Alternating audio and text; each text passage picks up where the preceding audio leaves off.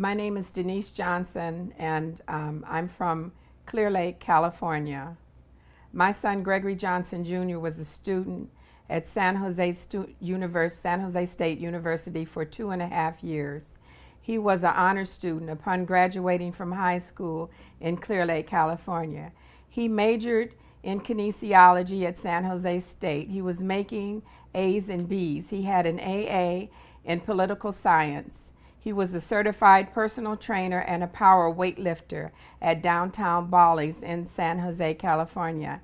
He had a judo tournament coming up in 2 weeks before his murder. I made plans on the phone to pick him up 5 days before his murder for Thanksgiving dinner. He lived in the Sigma Chi fraternity house for 1.5 years. He was the only African American living in the house. On November 22nd, 2008, at 9:30, 3 Clear Lake, California police officers and a chaplain came to my home in Clear Lake, California.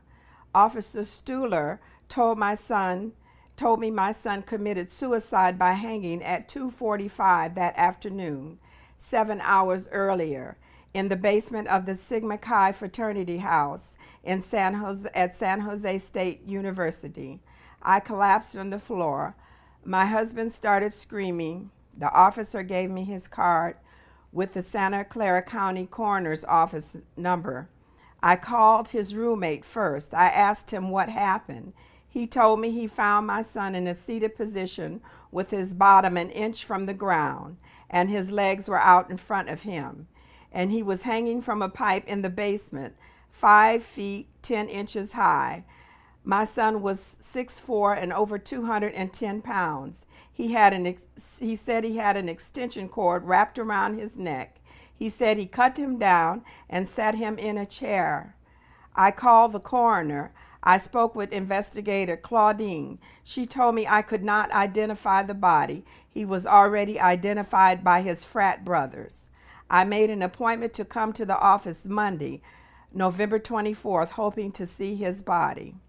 On November 23rd, the next day, I and some family members arrived from out of town. We drove to the fraternity house at 284 South 10th Street. At 1 o'clock, when I got out of the car, I noticed a police car across the street marked Riot Squad. There was a city police car in the driveway to the left. The house was full of young men upstairs and downstairs. I could smell the strong scent of pine sol. I went upstairs into his bedroom, and some of his things were already packed. A new mattress was standing to the right of the wall. His roommate, Mr. Lawless, told me he found my son hanging from a pipe in the basement.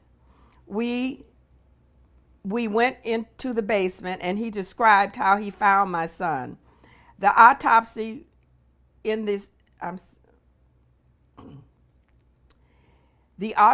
report changed. In the autopsy report, his story changed. One of my son's cell phones was laying on the television. My daughter-in-law asked another roommate, Adam Sherman, was that my son's phone laying on the television? And he said, yes. Later, I found out that the phone was supposed to be in campus police custody and had been erased. Someone called his voicemail at 8:30 p.m. November 22nd. Well, it wasn't my son because he was dead by then. As I left after packing my son's things in the car, I saw one frat member was crying. I tried to speak to him, but everyone seemed to be on guard. My brother-in-law saw about 30 more men in the back of the house. Everyone was tense as if they were waiting for a fight to break out. The next day, I met with Andre Barnes, the then police chief at San Jose State University. He told me and my family that it was cut and dry, a suicide, and the investigation would be over by Wednesday. I later found out that the same police chief and department was involved in another student's suspicious death a few years before my son died. I went to the coroner's office that day and talked to Petra Albright.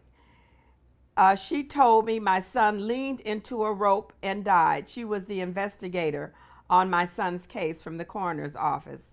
I asked to see him. She said he was still in the autopsy room.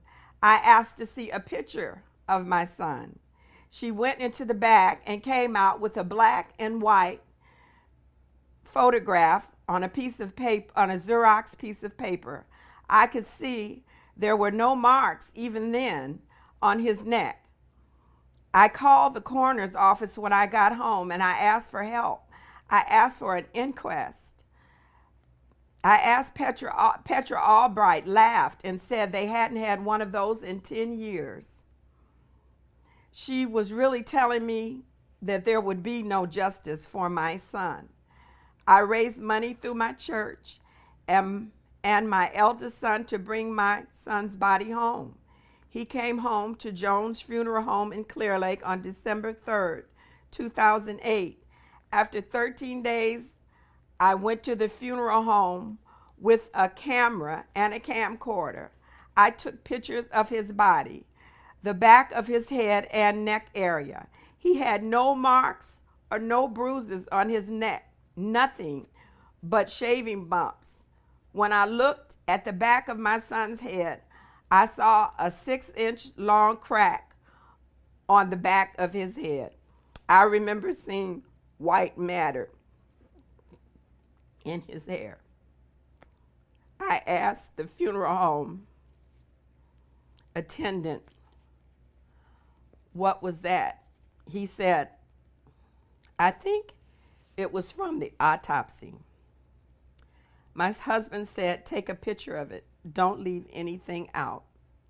Because I was drained physically and emotionally, I didn't realize what I saw on the back of my child's head until after I saw the pictures I took at the funeral home.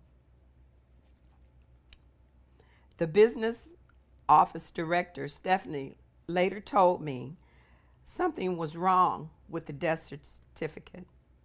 It didn't match what they found on his body. I called Dana Overstreet, the supervisor of the Hate Crime Division of the Santa Clara County District Attorney's Office. I told her I had a picture of the back of my son's head and he had a crack on it. Dana Overstreet became involved in my son's murder early in December 2008. She promised me that she would do a thorough investigation and that she was a mother too, but she would look at all the evidence, then come to a conclusion and call a press conference, however the outcome. She said this was a high-profile, suspicious death. She also stated to a reporter, Joan Moss, she also stated that to a reporter, Joan Moss, I have never heard from Mrs. Overstreet after February 5th, 2009. I also sent her pictures I took. She asked for them. She would not answer or return any of my calls. I talked with Assistant D.A. Tompkins. I asked him, did he see my son's autopsy pictures? He said he saw my son slumped back, sitting in a chair. I said, that's not an autopsy picture. He said, I don't know what kind of people you are. I told him I'm a mother who wants to know what happened to her child. I contacted the San Jose Police Department soon after my son's murder, Sergeant Morales, and he told me the department did not investigate my son's murder because it was out of their jurisdiction. I filed a complaint with the independent auditor, Dolores Cordell. Judge Cordell promised to get to the bottom of my son's case. She did investigate this case, and this is when I found out Sergeant Morales did not tell the truth. San Jose PD were on scene when my son was murdered, and homicide was there, and they did investigate. However, the San Jose police department, the Department of Internal Affairs said they were not the investigating agency. The FBI was. And Judge Cordell said she knew the truth but could not tell me because it was against the law. Retired Judge Cordell did set up appointment with the new district attorney, Jeff Rosen. I met with him November 4th, 2010. When he looked at my pictures, he said my son could have been walking around for a week with that wound on the back of his head. And even though it wasn't mentioned in the autopsy, this statement reminded me of the one the coroner, Glenn Nazarino, made to reporter Jessica Fromm in the Metro newspaper, stating that the ligature wound was there at the time of autopsy. He also said that it blanched, it turned white, so you could not see it. This was amazing to me. Jeff Rosen did promise me a full police report and autopsy pictures. He never sent either one. The outcome of the FBI criminal investigation of the hate crime murder of Gregory Johnson Jr., yes, from December 15th to January 30th, 2009, FBI agent Alex Kobazant investigated my son's case. He is a special agent for the FBI as a hate crime.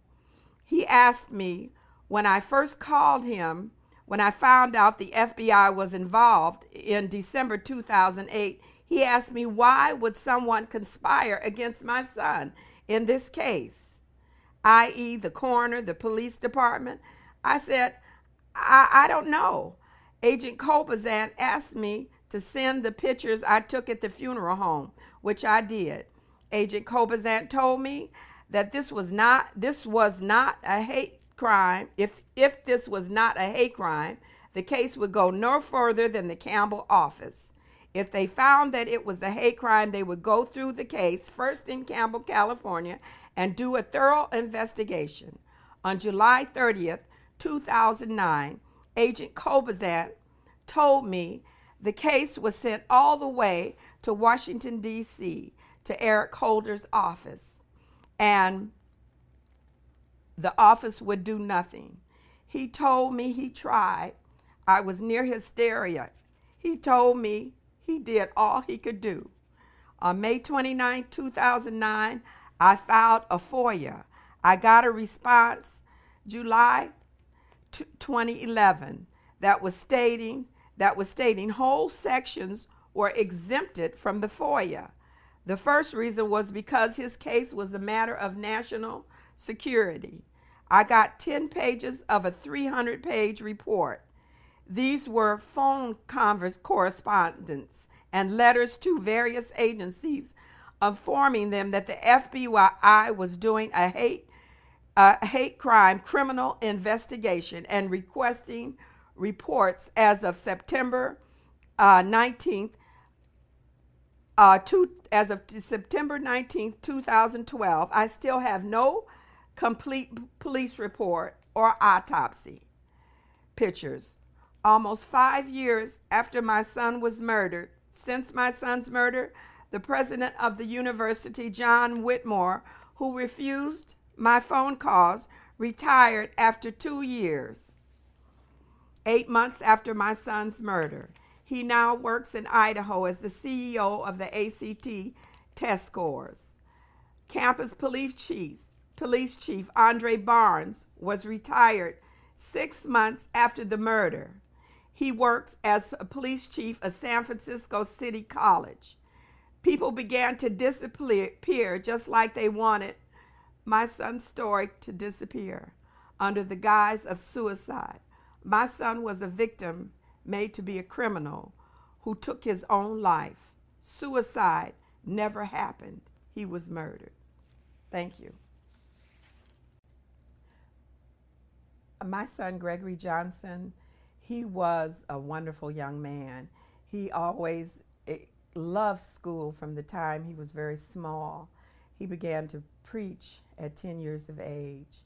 Actually, he really started around 2 because he used to come home and pull out, after church, he'd come home and pull out a step stool and put his Bible. He couldn't read then, but he put his Bible up there, and he would just, word for word, almost verbatim, would he repeat what the pastor would say to him. We had the opportunity to go to Hawaii and live with my eldest son, because he's in the military, and he liked to swim, so he started to learn how to surf over there at 10 years of age. He swam with the dolphins. He went into the junior lifeguard program. He was a great swimmer. My son was the kind of kid, he believed in God, and he always wanted to sit down and pray, for he was very serious about that, and he became a wonderful preacher. Later, as he went through school, there was a teacher there that used to secretly bring her Bible out and pray with him, because he was so serious. She knew that it was against the law, but she told me that she would just do this because he was so sincere about what he was doing. He had a host of friends that loved him. Even at his funeral, it was the biggest funeral our church ever had. There were over 400 people there. People were standing in the streets and would not leave. He was always very kind and very generous, and we loved him very much.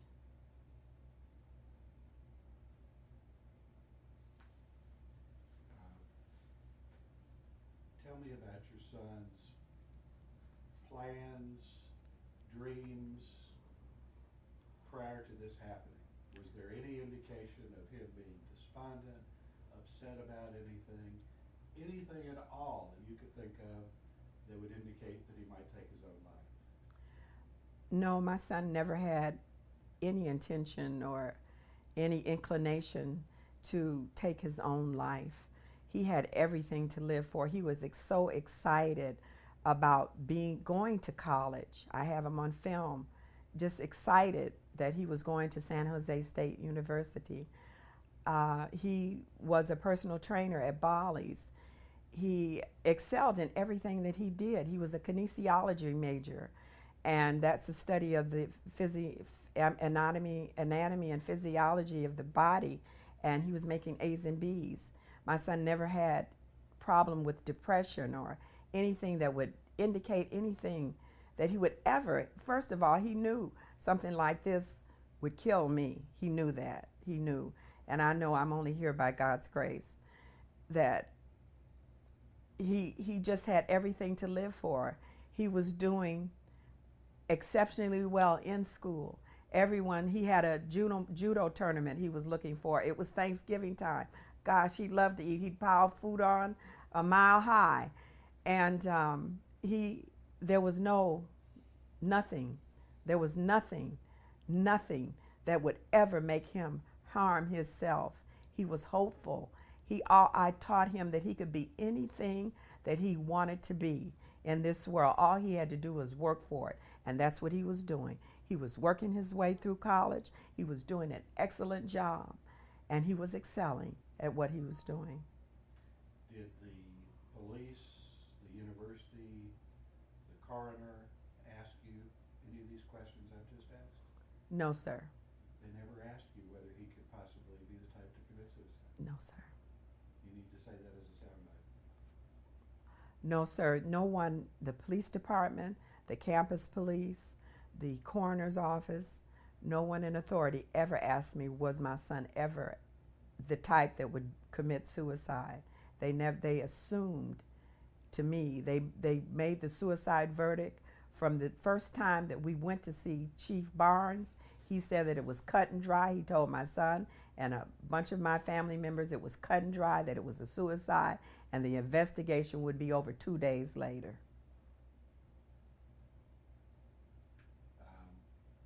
Did your son use drugs? No, sir.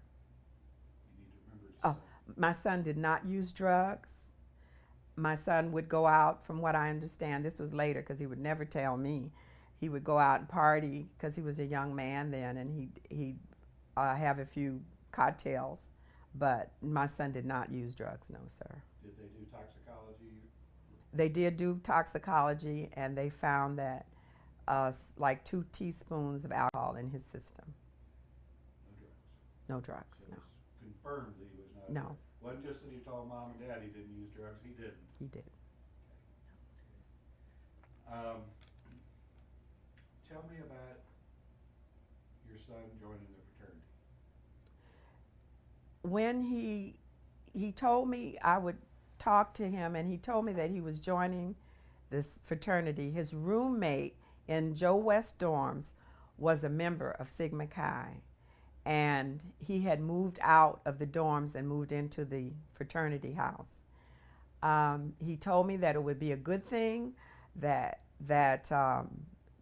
they would help him with his career, and that he would get jobs while he was in school through the fraternity, and which he did. I think he was a waiter for some big affairs in San Jose a few times, and there was a lot of activities in the fraternity. I didn't know too much about a fraternity at the time. He joined the fraternity. He made it through the initiation, and he moved into the fraternity house. I went there to move him in. My husband and I and my family members went there to move him in the fraternity house.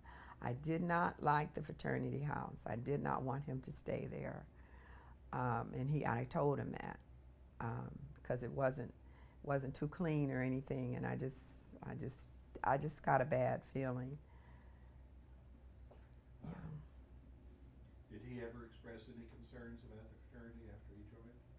My son did tell me that he had some concerns about the fraternity after he had joined, because people were going through his things, his personal belongings. He called me in August 2008, and he told me that some things were missing, and he told me that that's why his friend Chris had moved out, because they were like rats. When you leave, they would just ramble through your things. And he told me that he wanted to move out of the fraternity house and hopefully in with Chris.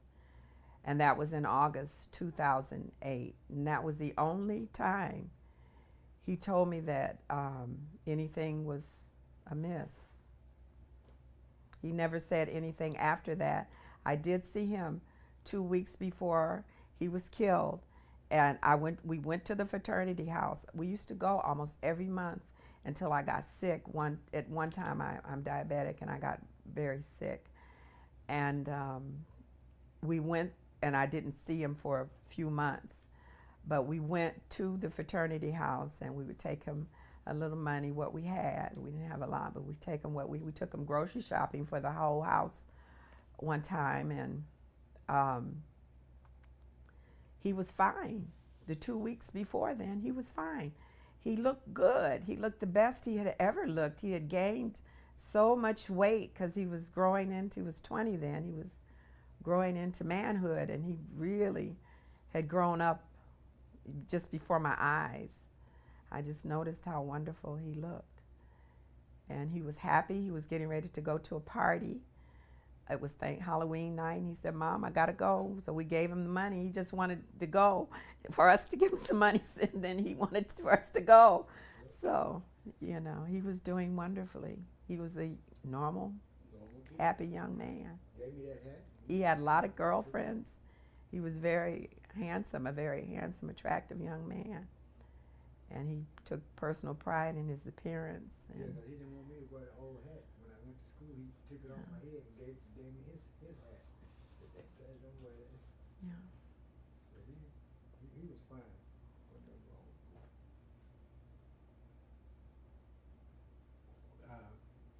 What motives can you think of or speculate on that there might have been to murder your son? Could possibly because he caught somebody stealing some of his stuff, simply because he was black. Something that I don't know about, or you don't know about, or have you come up with anything else? What would be a motive? Okay. I had my first motive is because the FBI told me they would not investigate unless it was a hate crime. I know it had something to do with the color of his skin. I know it was because he was black. I had thought about also because he was black and he had a lot of girlfriends that were interested in him, and they happened to be white. One of his girlfriends had another boyfriend that was the president of another fraternity, and this could have been another reason that he was murdered.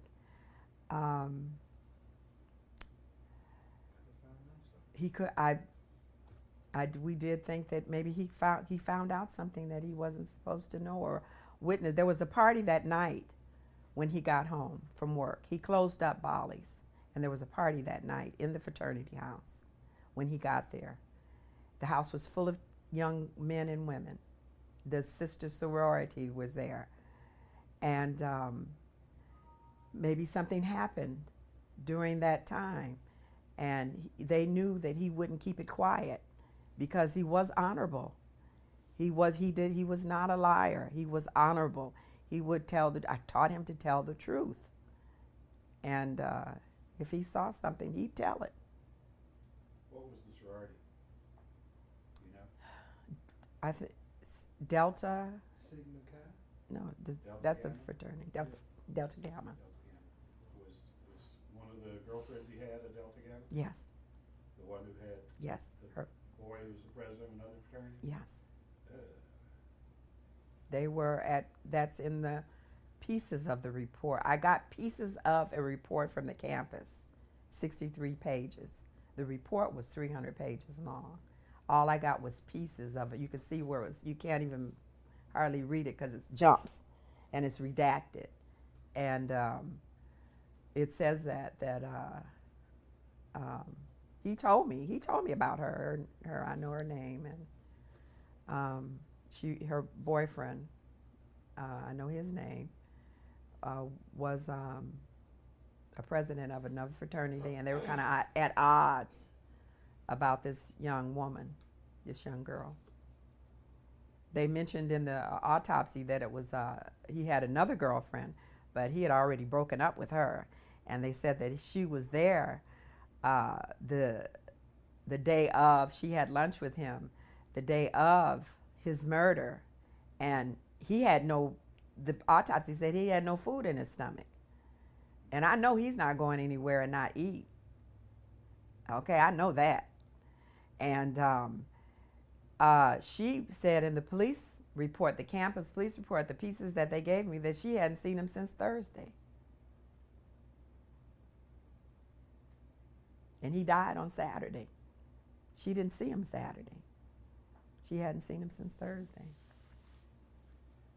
You know, I hate to ask you questions that cause you to relive some of this, but I as you were telling your testimony, I couldn't understand the position that he was supposedly found in. He's 6'4". He was found hanging from something 5'10", and his legs were perpendicular to the floor. How does a human being do that? It's impossible. I was told that your human instincts would make you stand up when you start to choke, that you would stand up, and his feet would have had to be on the floor. Go back and incorporate what I mentioned into the story of explaining this, because you just kind of sailed through it, and I'm sitting there going, wait a minute, that doesn't work, which I'm sure you knew. Yeah. Okay, I was told that his roommate told me that he found him, my son Gregory Johnson, in a seated position with his legs, his butt an inch from the ground, and his legs in front of him. Then later the story changed, and he was kneeling with his legs behind him. Anyway, on a 5'10" pole, that's in the police report, that it was 5 feet 10 inches. I was told by Mike Lawless that my son was found in the basement in a seated position with an extension cord. It says 14 gauge in the autopsy, wrapped around his neck. He said that his legs were extended out in front of him and that his butt was an inch from the ground, and that he was hanging from a 5'10" pipe, sewage pipe, in the ceiling. When I went into the basement, I could reach up and touch the pipe, and my husband had to bend down because he's exactly 5 foot 10 inches. So I could touch. Then it was said that he was found in a kneeling position with his legs behind him. So at all times his legs would have touched the ground. He could have stood up at any time. And then my son was 6'4". He weighed over 210 pounds. He had no marks on his neck. Even if he hung for a second, it would have bruised his neck. And they're essentially, according to the pieces of the report that I got, they're saying that he hung for an hour to an hour and a half. So it's impossible. And when the police got there, they found him seated, and he was sitting in a chair with his head slumped backwards. That's where they found him. The police never saw my son hanging from anything. Who was the young boy who found him? Michael Lawless, his roommate. His second roommate. His second roommate was Adam Sherman. All right, this was the first roommate. Yes. The one who was no longer, had moved out of the door. No, that was Chris. Chris wasn't his roommate ever in the house. Chris was a friend who was his roommate in the dorm. And in the house, I don't know where Chris's room was, but he had moved out. But Michael Lawless was his roommate, and Adam Sherman. And how do you spell Lawrence? Laris. And how much contact have you had with him over the years? None. Not a boo. Not a Christmas card. From nobody. None of them. Nothing. I never heard from any of them again. And if you do that, write something on the computer saying that you're crazy, but you trying to find out what happened to you. Yeah. Nothing. Nothing. So again, his original claim is that your son has his legs straight out from his hips, parallel to the floor, Yeah. 1 inch off the ground, and he's hanging. Mm-hmm. It's just totally, completely impossible. Yes. And then the second one is he's kneeling and he's hanging. And he was taller than the pole. That's impossible. Yes. Completely impossible. The stories that the police or whoever they are gave are completely impossible. And the fact that ligature hanging is called ligature hanging because it leaves a ligature wound. It says in the police report that the autopsy that he had ligature furrow marks, 2 of them, 16 inches to 16, 17 inches long, 2 inches deep in his neck. And I took pictures of his neck, and he didn't have a wound. He didn't have a scratch. He didn't have anything on his neck. When did you take the pictures? I took the pictures at the funeral home December 3rd, before his funeral and wake on December 4th. I took the pictures. There had been no makeup applied. He was young. His skin was beautiful. He had no wounds. Wounds don't disappear after death. They don't disappear. If anything, That's right. and black people don't turn white. Yeah, what's this deal about the marks turning white? The, I mean, it's in the metro.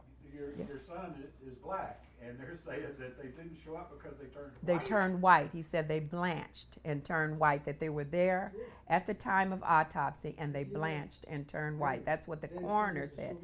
Glenn Nazarino. It was ridiculous. It was absolutely ridiculous what they told me.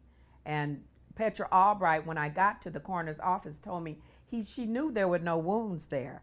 She told me he leaned into a rope and died.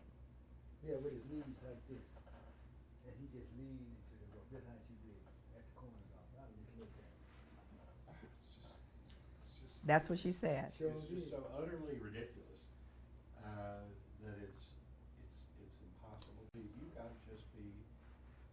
have just had to be sick forever. Ever. Just I've been, miserable. I tried For the not last 4 to, years, miserable. yes. Because I know they killed my son. And there's nothing I can do unless I go down there and do a Colorado.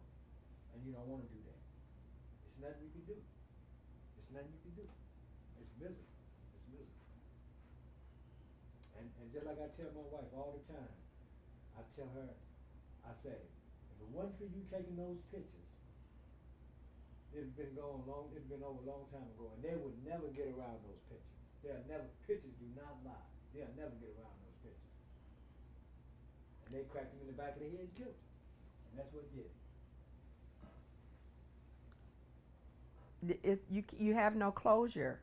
No. When you don't even have a police report, you don't have pictures, you don't sleep at night, because the Bible says that when Cain slew Abel, Abel's blood cries from the ground. My son's blood cries from the ground every day, and if nobody else can hear it, I hear it. And all those families out there that got loved ones that's lost out there, and they can't find them. I can imagine what they're going through. We had our son's body, but we didn't know what happened to him, and it's miserable. For those parents that, have their kids out there, don't know what, I couldn't imagine what they're going through. I'm going to put the camera on you in a second and let you sit down in the chair because it's not picking you up very well.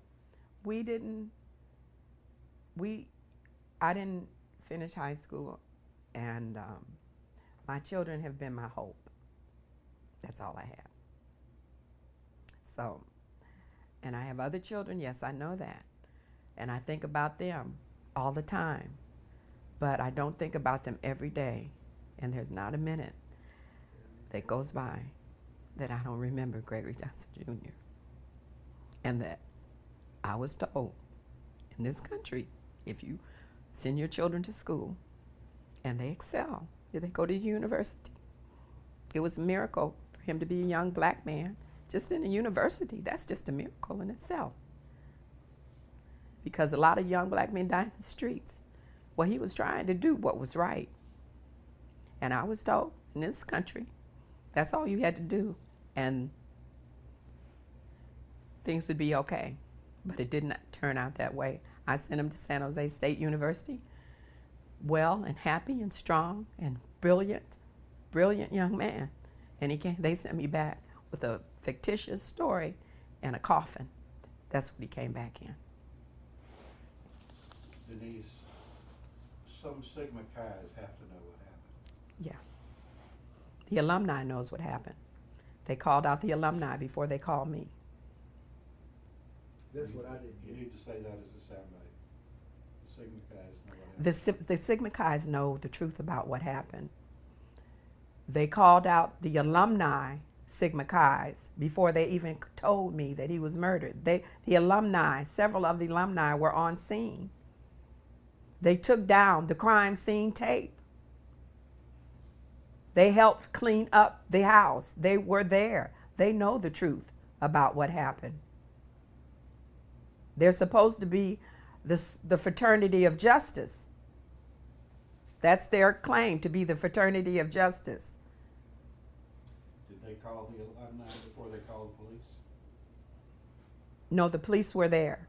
The police were there, and the police called the alumni, from what I understand. Or, no, it wasn't the police. It was the president of the, forgive me, it was the president of the fraternity called the alumni, because he was there. The president was there. The house was full of kids when he died. He wasn't alone in that house. Yeah, I bet they called the alumni before they called the police. They may have. They may very well have. There were tons of kids there. They called out grief counselors. Wigglesby. That's the letter that they. Wigglesby was one of the counselors. Alumni. Oh, that's the letter That's the letter. I kept this how long I from the newsletter, and it says that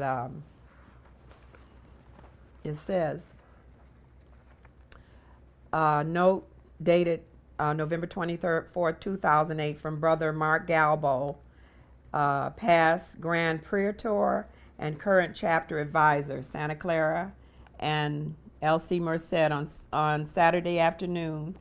Oh, let me cut to the chase here, because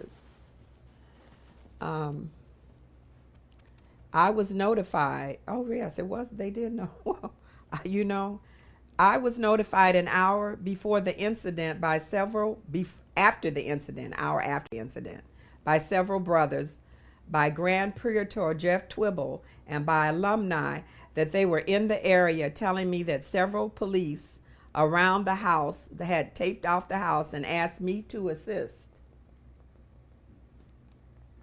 My colleagues were gracious enough to give me leave from the poison center. That's where he worked.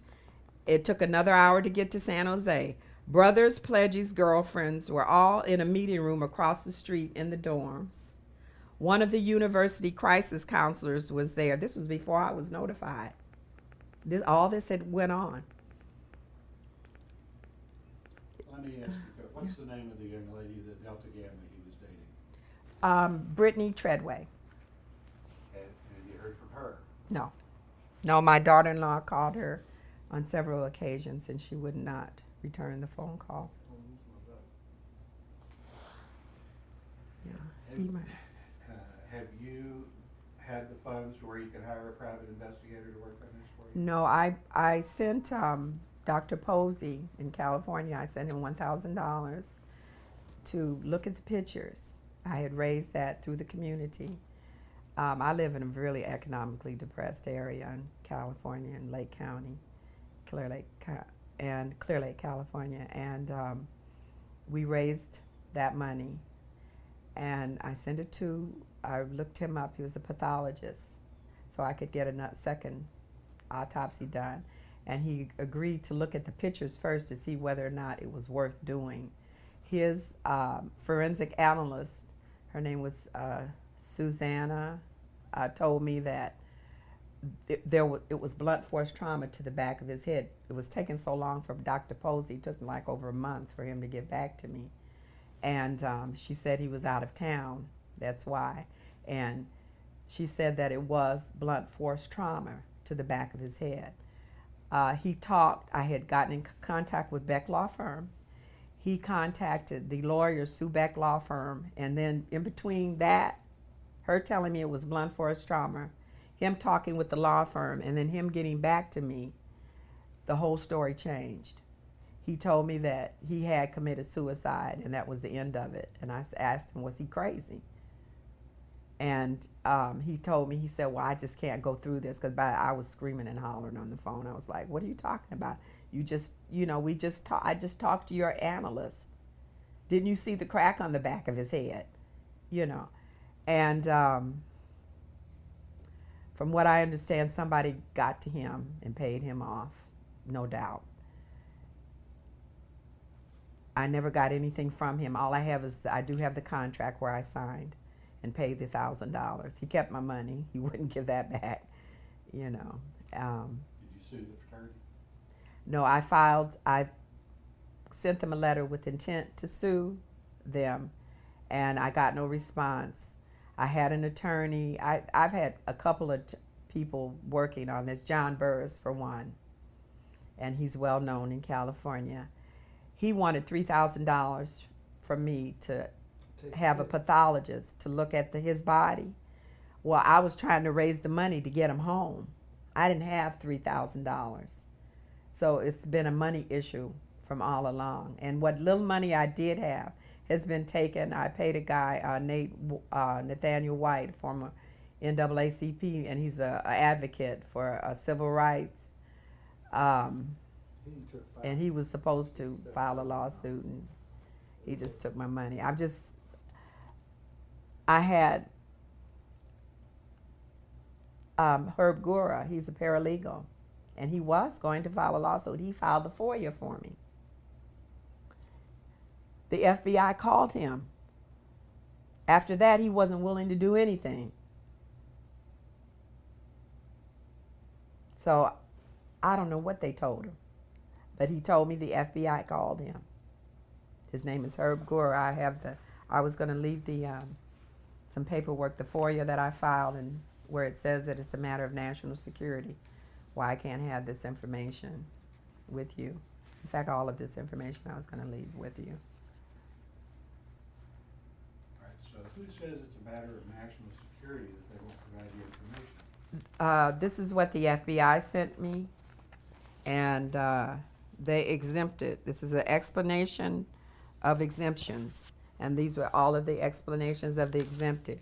They only gave me 10 pages of phone conversations that I had with the FBI agent, and some of them were letters that they sent to the coroner's office saying that they were doing a hate crime criminal investigation of Gregory Johnson Jr.'s murder.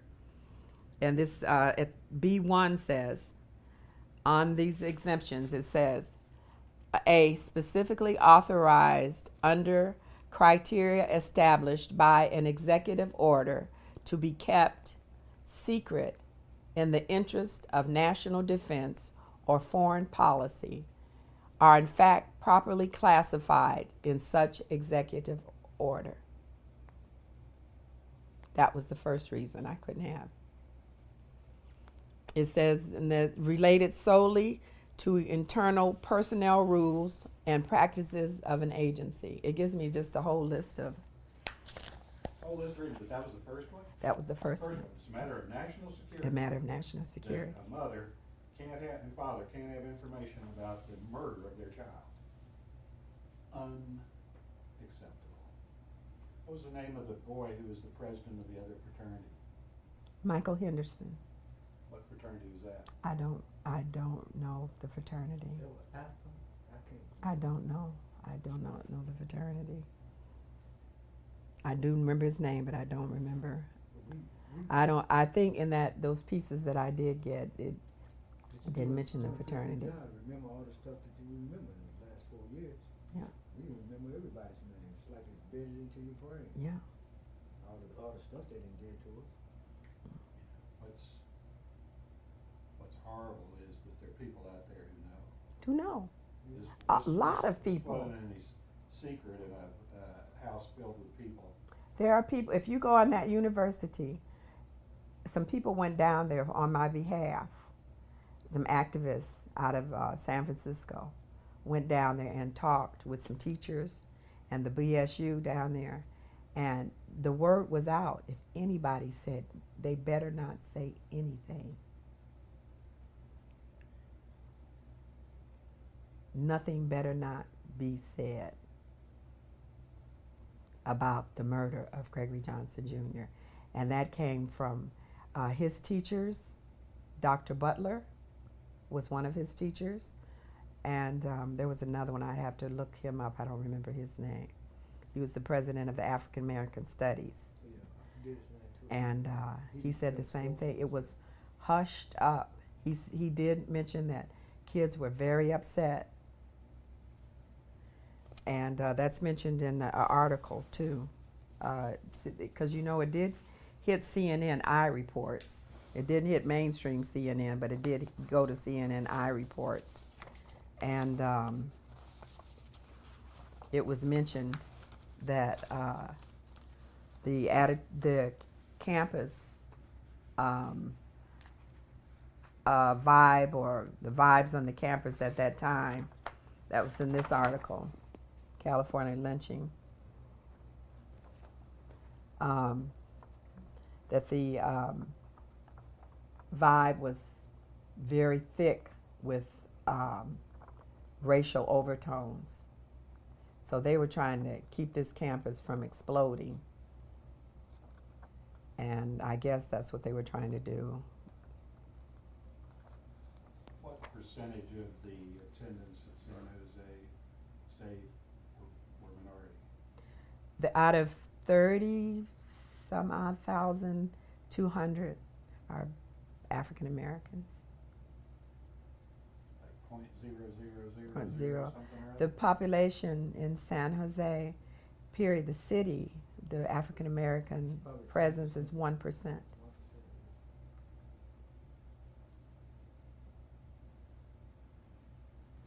And I also found out that the FBI does a lot of recruiting students for the FBI out of that university.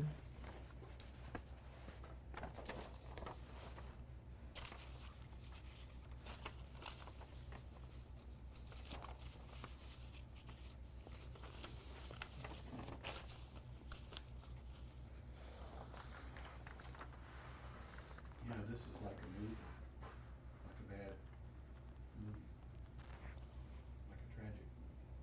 Yeah, it's unbelievable.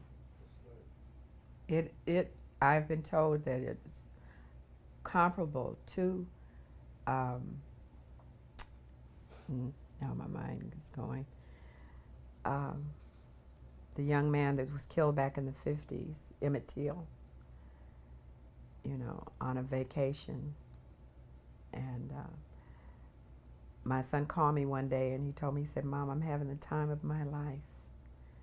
Because, see, grades weren't an issue with him. He was brilliant. His teacher, Dr. Butler, said he was the Google man. Any question that ever came up in his class, because he was expert, you know, on that computer, fast. And I'm one key at a time. And that's why some of the reading in this wasn't too good for me, because I typed it myself and I'm really not that good. But he was excellent. And, He was a good kid. you know, he was a master in education. He started to read when he was 4. And his brother, you know, his brother said, you know, you might have the next president there. He was so smart, you know, because his sister and brother, they're like 14, 15 years older than him. So they were like another set of parents. And he was a fun person to be around. He would memorize movies, like the Medea movies. I don't know if you're familiar with. He knew Medea. He would just have me rolling. I would just roll all over the floor. It was hilarious, the way he would, you know, memorize this movie and act out Medea. Hello, he'd answer the phone whenever I called him. Hello, Mom. Hello. You know, he was always making you laugh. And he told me, Mom, I'm having the time of my life. You know, I can't even remember when he was bad. he was never. You know, He all was. his life, I can't even remember.